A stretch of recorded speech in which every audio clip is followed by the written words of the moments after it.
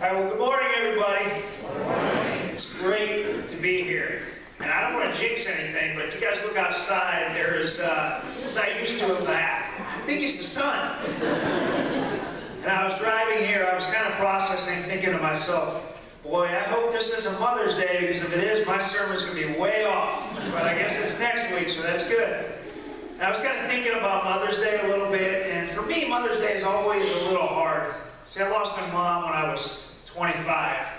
But my mom, she's one of those women that was really smart, and she always had the right thing to say. She's really full of a lot of wisdom. One of the things she always used to tell me and my family was, she'd say, Brian, whatever you do, don't be ordinary. Because the world doesn't need another Timmy or Johnny or Sue. What the world needs is a Brian. Right? There's a lot of wisdom to that. As I sit here right now and I look out at all of you guys, right, we're all gifted uniquely. We all have some purpose, something that God has strategically built inside of us so we can go out and do His mission. And that's really cool. We get to wake up every day and see that. And I was thinking of that this week, and one verse jumped into my head. You don't have to turn there right now, but 1 Timothy 4:12, it jumped out at me. It says, don't let anyone look down on you because you are young, but set an example for the believers in speech, in life, in love, in faith, and in purity. See, Timothy's one of my favorite guys in the Bible. So he was this young pastor, and at the time, all the religious leaders would have been a little bit older than him. So they'd be looking at him, looking for him to maybe do what they did, kind of rule the way that he did. But Paul kind of looks at Timothy, and I believe what he's saying is, hey, Timothy, don't conform to what the world expects you to be, but instead, strive for a more important goal. Be who God created you to be. I believe that's what he's telling all of us today. Amen? All right. So if you remember the last time I spoke, when I was up there, I talked about people of peace. Right? These are people that God has strategically placed into our lives. Right? People that will open relational doorways for us, open up friendships, so we become friends with their friends, right? So today is going to kind of be part 2 of that series. And part 2 is going to be this idea that I think is almost critical to the expansion of God's kingdom. That's this idea of effective evangelism. We'll talk a little bit more about it through the day. So a while back, I got the opportunity to attend the largest church planting conference in the world. It's called Exponential. Now, as I got to sit back, it was 3 days of just listening to these amazing speakers. And each speaker would come up, and I'd be just in awe because these guys would be people that I read their books, and I listen to their podcasts, and I watch their sermons. And each one came up all 3 days, and as I began to listen to them, I remember that they were all saying the same thing. Right? They were all talking about relationships. They're really trying to hammer home this idea that we're not going to bring people to Christ by building bigger buildings or adding more services or even inviting people to church. They said the way that we're going to bring people to Jesus is relationships, one person at a time. Now, that's not a new revelation, right? We can open this thing up to the New Testament, and that's just what the early Christians believed all throughout the New Testament. They really lived that out. So as I processed all this information throughout the week, I remember being there the last day. It was a Sunday, and I'm processing all this information. I remember this one speaker, he gets up, really emphatically, he questioned everyone. He said, are you living a questionable life? I thought to myself, well, that sounds weird. Am I? But what he meant by that is, are you living a questionable life? Which means, are you living a life that's so different, so strange, so unique, that it actually causes people to stop and question why you're living a certain way? Well, later on that day, on my way back from that conference, I actually got to see this principle played out. See, I had this intense 3 days, and I listened to a million sermons, I heard all these different worship music, so I was like on ministry overload. I was ready to put my earbuds in and just deprogram for a while. We had a really rough travel experience. Anything that could have went wrong did. We had canceled flights, we had actual plane malfunctions, we had delays in our car rental. Then to top it off, I get to the airport, I look at my ticket, and I got the middle seat. Do you guys hate the middle seat when you're flying? So I get it, and I load the plane, and I remember I sat down in the middle seat, and my first guy comes in. I'll just call him the window seat guy, right? So the window seat guy comes in, and he's sitting next to me. And then I see coming down the aisle, my aisle seat guy. He's got not one, but two of the Monster Energy, like triple espresso caffeine things in his hand. This guy's like completely full of energy. So I initially thought to myself, oh man, no sleep for me. So I'm sitting there, and we begin to talk, kind of share stories. And I love how God works, because it ends up, these guys live in the same city, they went to the same conference, and they even work at the same place. It was pretty cool. So one of the first things I did was I had this leg brace on that I was wearing to kind of help me walk throughout the conference. So I take that thing off, I put it on my lap. Window seat guy looks at me and he's like, man, Brian, he's like, that thing looks a lot like a product that I sell. So we talked for a little bit, and I told him about my injury, my accident, my life, and he seemed genuinely interested in what happened to me. But he was more impacted by the way I was living out my life, my attitude. He couldn't understand why I could kind of keep such a good attitude in the midst of everything that I had been through. And he questioned why. So there's the key, right? He opened the door a little bit for me to give the reason for my faith. So I told him. It was a little bit weird and strange, but I told him, on the airplane, and I told him about Jesus, and we talked for a little bit, and found out that he had a newborn baby and a wife. So we talked for a few minutes, and I told him I would pray for them, and he kind of closed his eyes and fell asleep. And I promise you, Highpoint, I'm not making up this next part. So I look over to aisle seat guy, right? And as soon as I look over at him, I finish up. He says, so you're in ministry, huh? It's like, I got a couple questions for you. So I initially think, okay, what's going to be, gay marriage, or do Jewish people get into heaven? Because that's what we get every time on the plane. Never fails. So this is what he says to me. He says, Brian, he's like, I just can't fathom the thought. I'm a science guy. Now you need to explain to me how two people can actually populate the entire earth. You need to tell me that. So this guy, right, he was looking for a fight. He was ready for me to defend my faith. He wanted me to kind of put me on the shooting board. So I stopped him right in his tracks. I said, listen, man, I'm like, I believe every word in this Bible. I do. But my faith is not rooted in the Bible. My faith is rooted in the life, death, and resurrection of Jesus Christ. Man, I wish I had an meeting, because this guy, like, the wind was completely taken out of his sails, like he was deflated, because he wanted to fight. He wanted to defend my beliefs. And here's what I've noticed. I've had all kinds of encounters like this in my life. But what I've noticed is whether you're Jewish or Muslim or Buddhist, people love Jesus, right? They don't want to debate Jesus, and he didn't either. So we got to talking for a little bit, and told him about my accident, told him why I was there, and he wanted to know the reason for my faith. Again, he questions my life. So I told him, I said, the reason for my faith is simple. At 25 years old, I was a broken man. Like, I had no light in my life.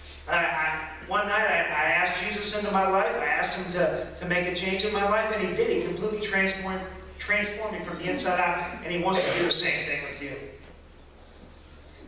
I don't know what happened to these men. I didn't keep in contact. I didn't text or Facebook or anything with them. But I'm so grateful that I had the opportunity to share Jesus with them. And the reason I was able to share Jesus wasn't because I was Mr. Pastor guy or Mr. Ministry guy or because I knew the Bible. The reason I was able to share that with them was because they looked at my life and they saw something different and they questioned why. I think we talk about effective evangelism. That's what I'm talking about today, because we allow people to see Jesus through us, through the way that we talk, through the way that we act, through the way that we treat people at work. So here's the question, Highpoint. If we're going to go out, we're going to live these lives that are questionable, if we're going to live different kind of lives, well, where do we start? I believe the author of Hebrews gives us some really good insight to this. So we're going to turn to Hebrews chapter 12. But before we jump into that, I just want to pray for our time together. Dear Heavenly Father, I just thank you, Lord. Thank you for this sunshine. Thank you for this community. Thank you for the opportunity just to come to church this morning and worship you. So I just ask that you bless our time together. Bless this sermon, God, allow it not to be about me, but about you, and help us to pull out what you want us to. We ask all these things in your name. Amen. All right, so what we're going to do this morning is we're going to look at two important themes, both coming out of Hebrews. These are both going to help us to live lives that are questionable. And the first theme we're going to look at is discipline. How many of us like that word? When I hear that word, I initially think of my parents, my college basketball coach, or myself, really, as I have to discipline my kids. And I just think that word has such a negative kind of word associated to it. But the more that I think of it, the more I read the Bible, I'm convinced that discipline is part of our growth with Christ, right? At times, God has to discipline us in order for us to grow closer to Him.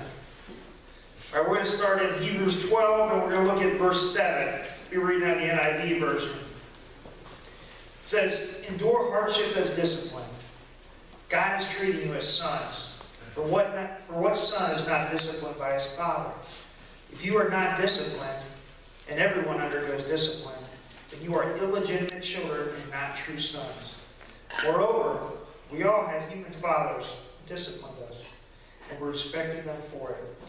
How much more should we submit to the Father of our spirits and live?" So jump down to verse 11. It says, "No discipline seems pleasant at the time, but painful." Amen to that. "Later on, however, it produces a harvest of righteousness and peace for those who have been trained by it. Therefore, strengthen your feeble arms and weak knees. Make level paths for your feet, so that the lame may not be disabled, but rather healed." So here's a great example, right? God is showing us a picture of how He views godly discipline. Right? So He's showing us that it's not all bad sometimes, that God is continuing to train even through our hardships. He's helping us through this discipline. So you don't have to turn here, but Proverbs 3 gives us a really good kind of picture of this. It says, "My son, do not despise the Lord's discipline. Be weary of His reproof. For the Lord reproves him who He loves, as a father and a son whom He delights." So I was processing through all of that, and I started to kind of think about my own life and my own experience. So I've been blessed. I get the opportunity to go to a lot of churches, speak to a lot of churches, and I've got the opportunity to be on some leadership committees as well. I think one of the biggest problems that I see in churches today is there's a real lack of loving discipline being shown throughout the body. Now the good part is everybody seems to get along, and new friendships are constantly being formed, and that's a really good thing. But the bad thing that happens, and sometimes the dangerous part of this is living this way, is that we never really become aware of the flaws that each one of us have. And most of the times, we're not even aware of what we're doing may actually be dangerous to ourselves or the people that we're helping to disciple. I've talked about this before. We call these blind spots, and each and every one of us have them. There are areas in our lives that, again, that we're not even aware of, that we're either endangering ourselves or other people. And we all live like this, but I especially see this happen sometimes in churches and different ministries that I'm a part of. And what happens when we start to live this way, in a dangerous way, is we start to bring up a whole bunch of brothers and sisters. And again, I said that's a good thing. But I am convinced what the church needs now more than ever is more mothers and fathers, right? Strong men and women, strong godly men and women who are going to give discipline when discipline is needed, but also give love when love is needed. And the reality is when we live this way, when we live these questionable lives this way, or we decide to live in the life of this discipline, it can be hard. And we may have conflict, and there may be some friends who we lose. But when we look at it, the reality is God isn't calling us to be friends with everybody. God is calling us to make disciples in His name. And that's how we live questionable lives. All right, that's the first one, discipline. That's kind of heavy. But the second theme that we're going to look at is this idea of training, also in Hebrews. So for training, I'm going to need a little help from the audience here. And my son Gage is going to come up here and help me out. I didn't tell Gage what he was going to do this morning, so this is going to be pretty interesting. So Gage, why don't you come on up here and help us out? This is my son Gage, right? Everybody give him a hand. All right, so Gage, what I need you to do is I need you to pick up this weight here, okay? Pick it up. Now, can you curl it? All right, so here's what I want you to do. Don't burn yourself out, but for the next few minutes, I just want you to continue to curl as I'm speaking, okay? All right, you're the man. All right, so in order for us to live these lives that raise question, and we need to train ourselves to live not ordinary lives, but unordinary lives. So once we've identified these blind spots in our life, right, again, every one of us has it, we have to put in a training plan to kind of combat it. And it's not going to be easy. Here's a perfect example. A few years ago, I decided I was going to get in shape, right? I was going to start eating better. I was going to work out. I was going to get my body ready for the beach, right? I was going to get all ripped up. So I knew that wasn't going to be easy. So what I did was I helped the local Massillon economy, and I joined the Massillon Rec Center. You guys know how many times I actually went to the Massillon Rec Center over those 2 years? Twice. And one of them was just to sign up. See, I can't expect to get rid of all of those years of eating Hostess Twinkies and cupcakes and fast food if I'm not willing to put in the time and perseverance when times get tough. We need that same attitude when it comes to our walk with Christ. Right? We have to be able to put in the time, put in the patience and endurance, even when it's not easy. Because it's going to take time, right? Because everything with Jesus, it's not a sprint, it's a marathon. All right, back in Hebrews, verse 12. How you doing? You all right? All right, so we're going to be in verse 1, I'm sorry. It says, therefore, since we are surrounded by such a great cloud of witnesses, let us throw off everything that hinders and the sin that so easily entangles. And let us run with, here's this word I want us to circle, perseverance, the race that marked out for us. Let us fix our eyes on Jesus, the author and perfecter of our faith, who for the joy set him endured the cross, scorning its shame, and sat down at the right hand of God. All right, so living a questionable life requires hard work. It requires us to give up whatever endangers our relationship with Jesus.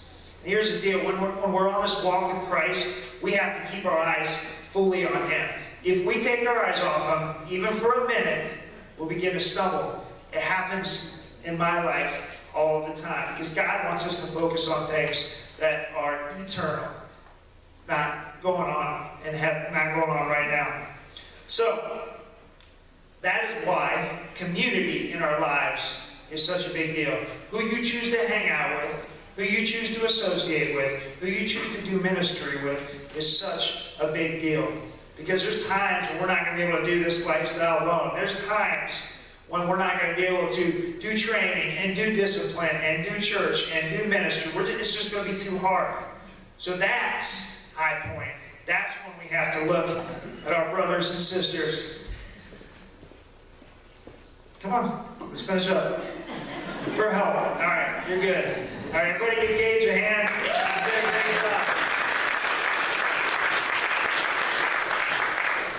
How your arms feel?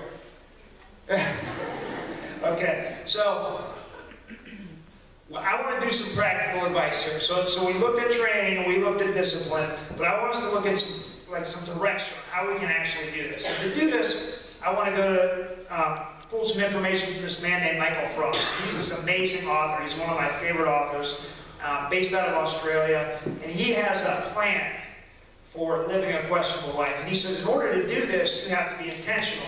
You have to write it down. You have to live it out each and every day. So he came up with this really cool acronym, and it's called Each Week. First thing he does is he blesses people. But if we do this, we'll become known as generous people. And that's a big deal. So if we're at work tomorrow, for those of us who are going to work, what does this look like? It looks like, let's buy somebody a cup of coffee. Let's hold the door open for somebody. Let's not get caught up in the work drama that everybody has. Or it could be as simple as smile at somebody when you walk by. Acknowledge them. Do this and we'll be known as generous people. And we'll start to live this way. It'll change your world. All right, so we're going to bless people. Secondly, we're going to eat with people. And I've talked about this before. I'll talk about it again. When we eat with people, something special happens, right? I don't know what it is about food, but something special happens. I've been a part of a couple church plants, but each of them involved food, right? That's the first thing we would do. We'd gather everybody together, the mom, dad, kids, brothers, sisters, friends. Everybody would come together, and we would eat, and we'd have a hangout time. It was great. Because really cool friendships happen as well. One of my really good friends, Dave, right now, happened just by a random kind of lunch meeting. So we kept passing each other in church, and he's like, man, I think I know that guy. And we passed each other for a year, and then finally he just grabbed me. He's like, man, can we just go out for some wings or something?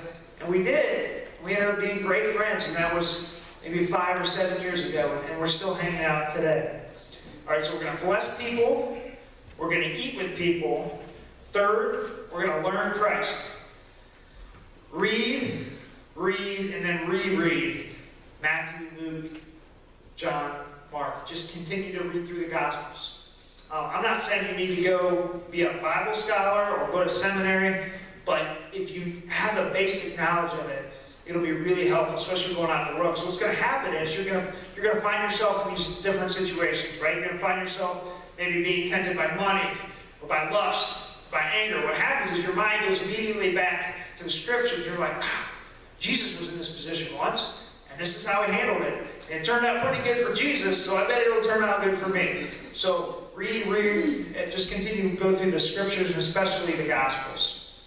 Because as well as getting that clarity, I think you're going to get some inspiration and some motivation as well. All right, so we got blessed people, we're going to eat with people, we're going to learn Christ.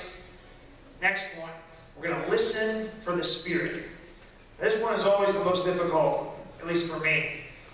And I think the way that we best do this, and I call this my Thursday night groups, I call this the up time.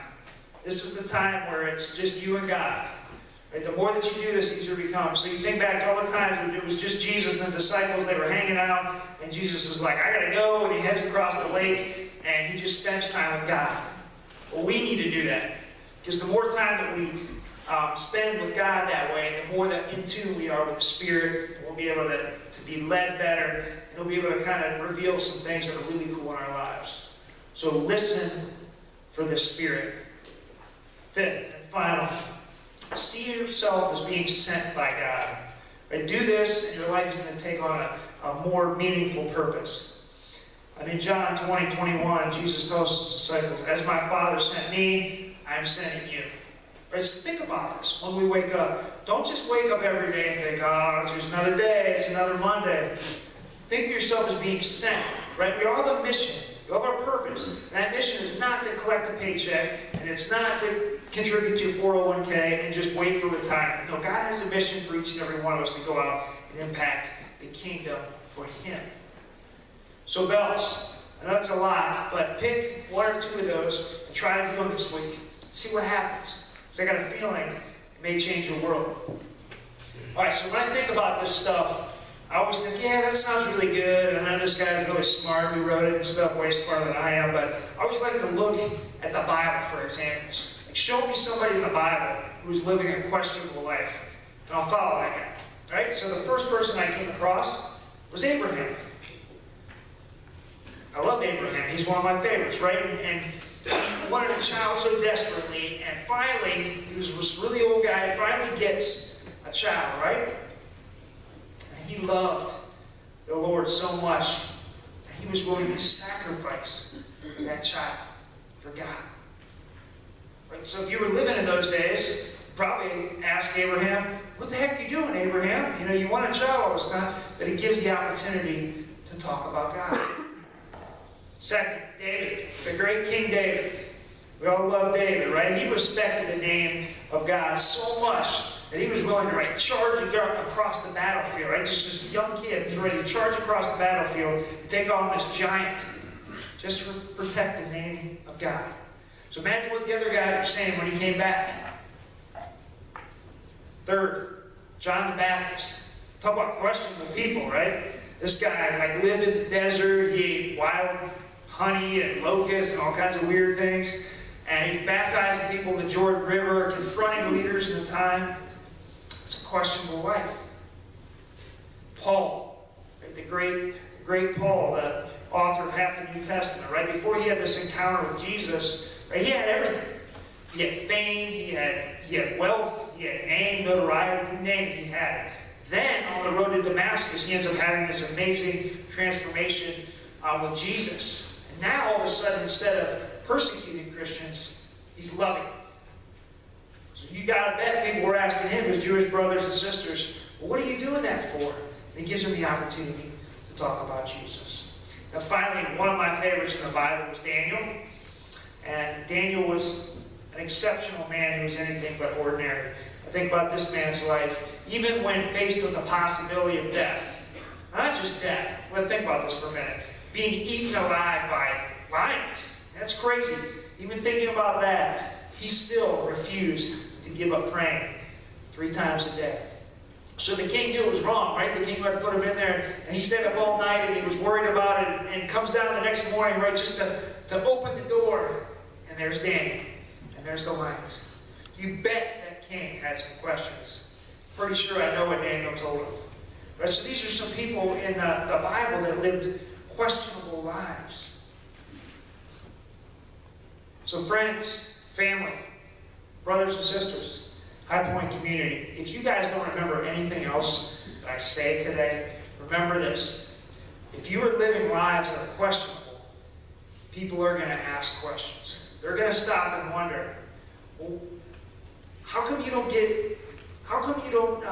drink or swear or get in fights, or how come you're not involved with the gossip?